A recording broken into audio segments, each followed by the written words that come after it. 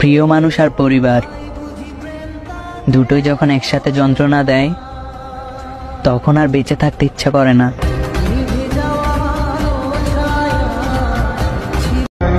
একা ছিলাম, একাই তো রইলাম, আজকানে একজনের মায়ায় পইরা সবকিছুই হারাইলাম।